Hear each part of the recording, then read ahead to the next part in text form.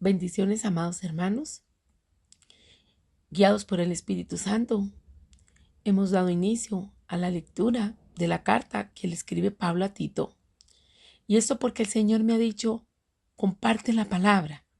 Sé que muchas veces ponemos devocionales y hacemos reflexión, mas sin embargo el Espíritu Santo me ha estado diciendo, comparte la palabra. Así que con la lectura de Tito 1, voy a permitirme hacer una breve exposición de algunos puntos importantes, los cuales no quiero que pasen por alto y sí que están muy relacionados con lo que el Señor nos está hablando este año con respecto a lo que es la unidad del cuerpo de Cristo, la gracia y la santificación. Y bueno, si usted no lo ha escuchado todavía, yo lo he compartido el día de ayer y me gustaría que tenga presente que voy a seguir compartiendo en esa modalidad los versículos o los capítulos de la Biblia que el Espíritu Santo me va poniendo. En particular, a partir de esta semana, vamos a hacer lectura por semana de cada uno de los 4 capítulos que conlleva esta carta de Pablo a Tito.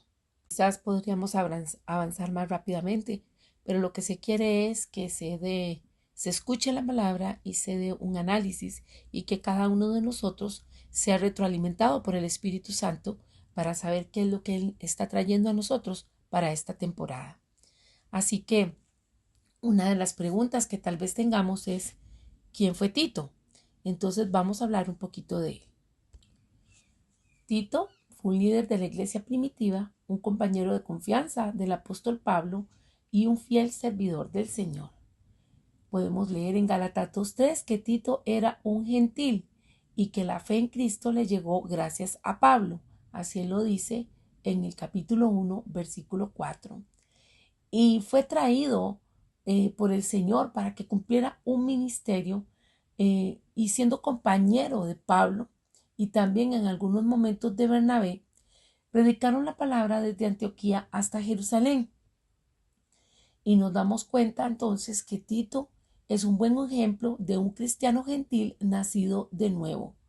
Tito era la prueba viviente de la circuncisión en cuanto a que no era necesaria para la salvación. Como hemos escuchado en el capítulo 1, Pablo hace un tratamiento de este tema que más adelante también lo vamos a abordar. Y Tito fue a servir a Corinto y estando ahí, luego en el tercer viaje misionero de Pablo, se dan cuenta que se encuentran pero Pablo parte hacia Macedonia. Y entonces Tito se reúne con Pablo en Filipos y le da un informe del ministerio de todo lo que se ha hecho en Corinto. Cuando Tito regresa a Corinto, entrega en persona la epístola de 2 de Corintios y organiza una recolecta para los creyentes necesitados en Jerusalén. Varios años después, Tito y Pablo viajan a la isla de Creta, donde Tito se queda para continuar y fortalecer la obra. El trabajo de Tito era principalmente administrativo. Él debía tener ese cuidado de mantener la sana doctrina y también de poner en orden todo lo que quedaba por asumir y por hacer. Y dentro de eso, nombrar en cada ciudad ancianos de la iglesia. Entonces nos damos cuenta que llegan a Atenas Artemas y Tíquico para encargarse del ministerio, y Pablo entonces llama a Tito para que se reúna con él en Nicópolis, una ciudad de la provincia de Acaya al oeste de Grecia. Y bueno, toda esta información es importante porque nos damos cuenta que Tito viene haciendo un trabajo con el apóstol Pablo estratégico y también que la última vez que en la Biblia se menciona a Tito es durante el último encarcelamiento de Pablo en Roma y Tito fue enviado a evangelizar Dalmacia, de acuerdo a 2 de Timoteo 4:10. Esto sería una zona que posteriormente vamos a conocer nosotros como Yugoslavia y que ahora se llama Serbia y Montenegro. Y la lucha particular del trabajo efectivo que tenía que hacer Tito era contra la herejía y contra los judaizantes, contra aquellos que insistían en cumplir la ley mosaica o se enfocaban en lo que era la circuncisión. Y hemos de entender que si bien en el Antiguo Testamento era muy importante circuncidarse por el pacto que Dios hacía o que estipuló con el pueblo de Israel, luego la enseñanza de Pablo nos viene a decir que lo que debemos de circuncidar es nuestro corazón. Y bueno, Pablo conocía bien esta enseñanza, por eso el resaltar que él era un gentil, porque realmente fue injertado en el olivo como lo somos usted y yo. Y por eso nos damos cuenta que Tito es reconocido como un fiel servidor del Señor, un ayudante dedicado al trabajo que hacer para el Señor junto con Pablo, muy probablemente un hombre de confianza y de fiabilidad por Pablo, y por eso le nombra para que dirija las obras en Corinto, en Creta, y en Dalmacia. Y por eso Pablo le llama mi compañero y mi colaborador. Eso lo podemos leer en 2 Corintios 8:23. Y considerando las situaciones complicadas tanto en Corinto como en Creta, podemos deducir que Tito era un hombre entendido, que podía manejar los problemas con gracia. La Biblia nos dice que Tito tenía un amor muy grande dado por Dios a todos los creyentes en Corinto y, y de ahí que al volver a Corinto fue por su propia voluntad, ¿verdad? O sea, él quería, amaba mucho a esa gente.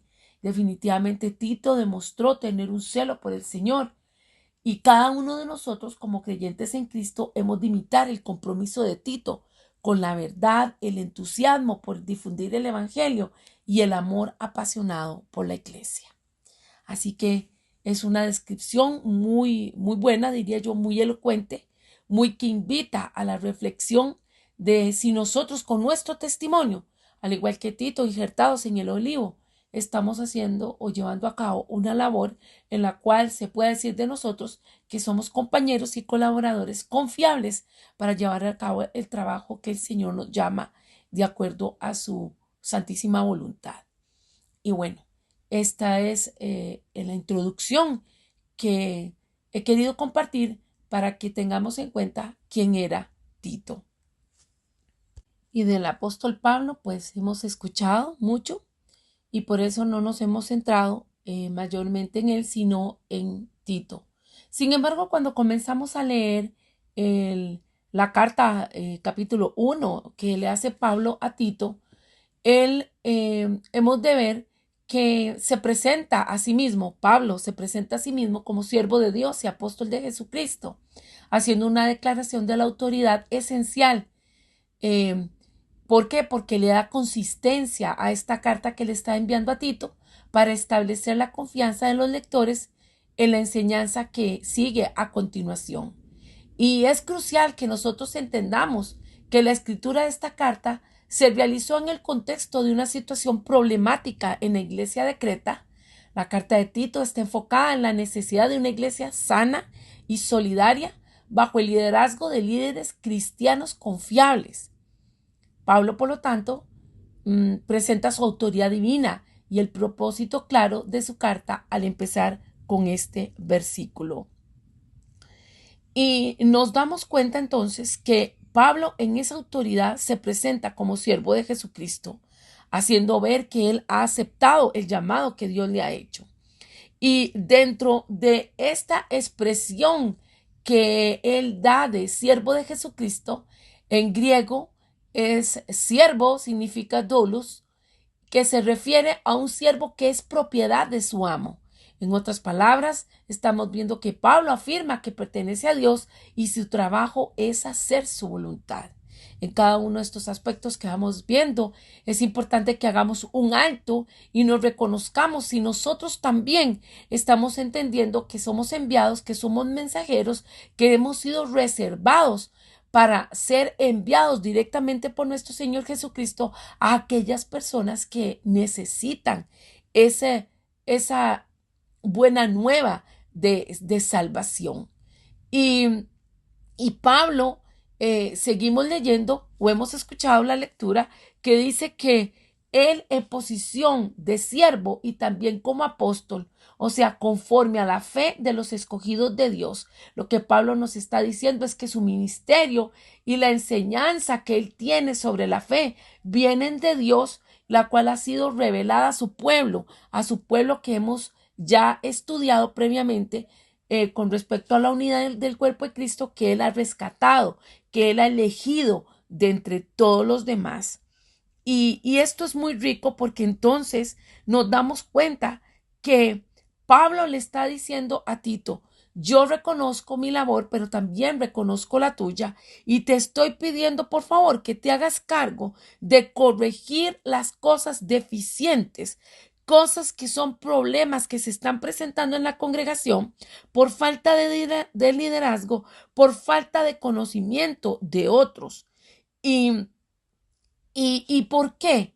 Porque tiene que haber sujeción, tiene que haber una orientación, tiene que haber responsables ante lo que hay que hacer y quiero rescatar la importancia de identificar los problemas que se tengan en las congregaciones, en los hogares, porque siempre que hablemos no quiero aislarlo del tema de hogar, de casa, sino también incluirlo y ampliar a lo que es los temas ya de ministerio o de congregación o verlo como cuerpo de Cristo.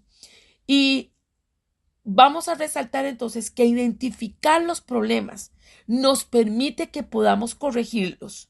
Y para llevar a cabo esa corrección es necesario que cada uno de nosotros haga un inventario de vida física, de vida emocional, de vida espiritual, para reconocer los problemas que se están poniendo enfrente, esos problemas que estamos enfrentando en las diferentes áreas, para poder trabajar en ellos y poderlas solucionar.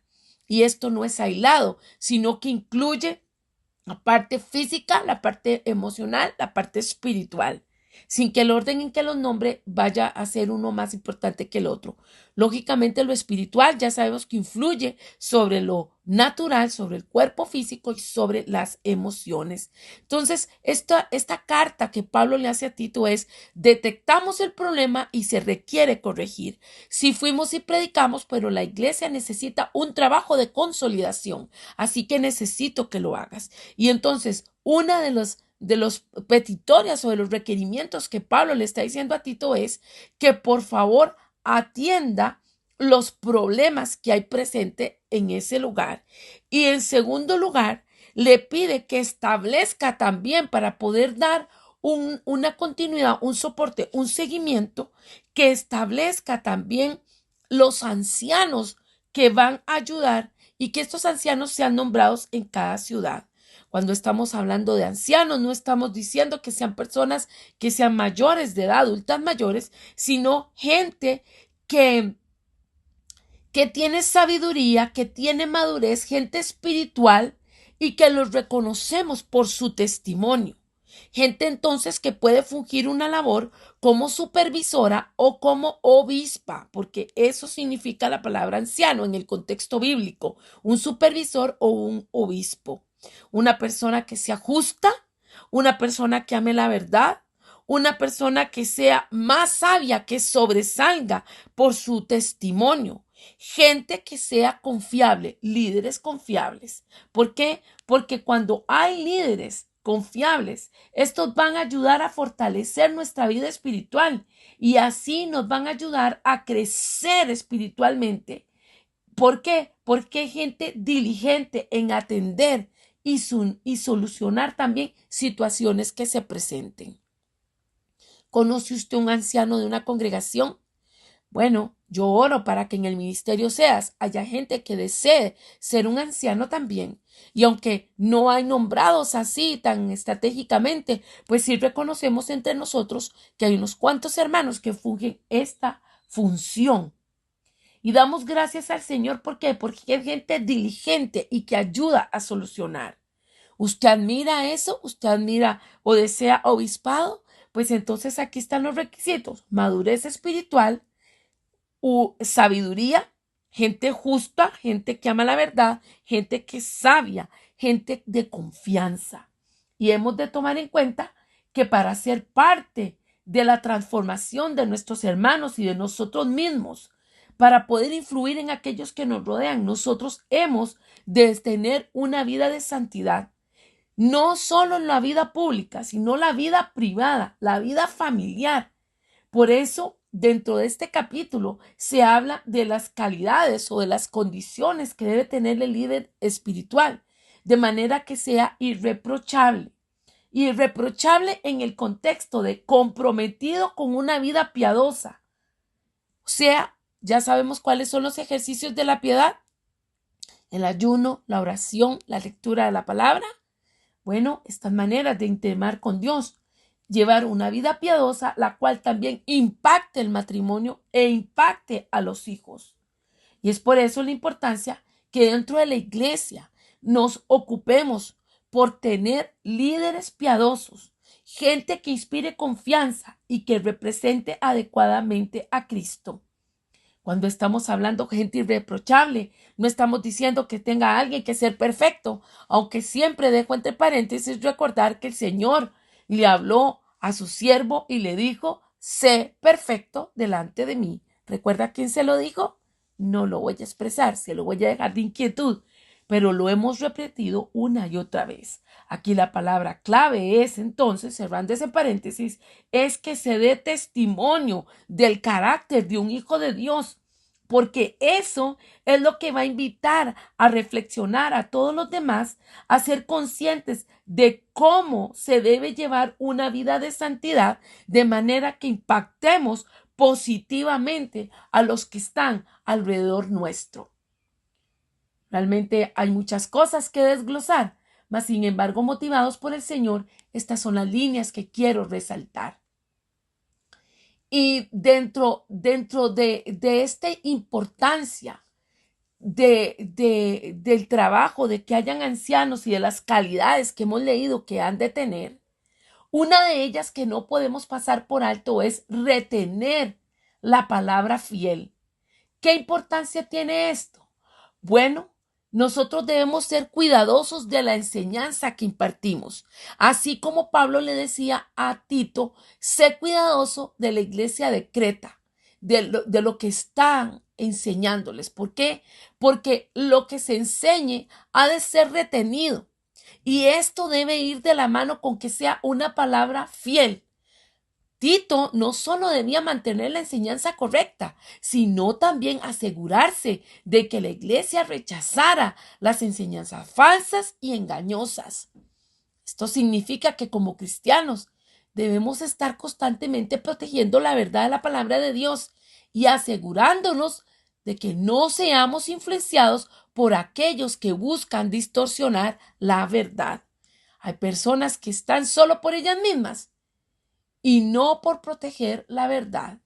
Y entonces en esta demanda o en esta sugerencia, en esta recomendación que Pablo le hace a Tito, él está diciendo que nosotros debemos de ser valientes en guardar la enseñanza correcta, que debemos de defenderla, que debemos de ser guardas para no tolerar o permitir la enseñanza que esté distorsionada de la palabra de Dios.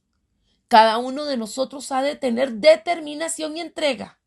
Y al podernos ayudar mutuamente, vamos a mantener la unidad en el cuerpo de Cristo y también nos vamos a asegurar de que la verdad de la palabra de Dios sea transmitido de generación en generación. La aplicación de esta palabra nos hace pensar: ¿estamos dispuestos a buscar y estudiar la palabra para comprender mejor al Señor?